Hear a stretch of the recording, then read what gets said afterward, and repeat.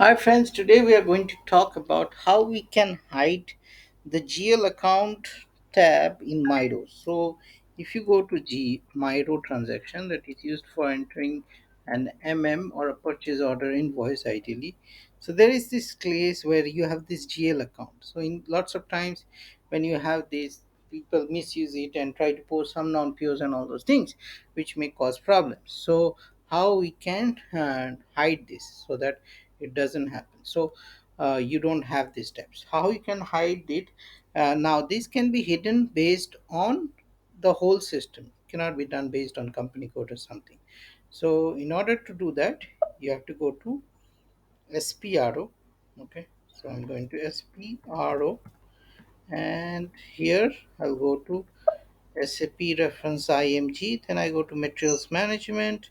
Then I will go to logistic invoice verification.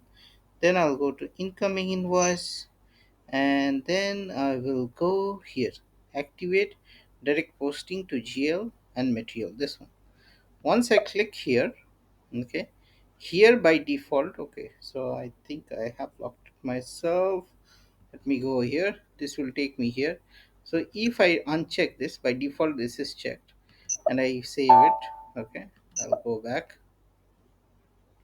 Now, if I go now to MIRO again, so slash n MIRO, so again you see this GL account, now it will get hidden. Okay, so if I go here MIRO now, so it executes, you see this GL account gets hidden.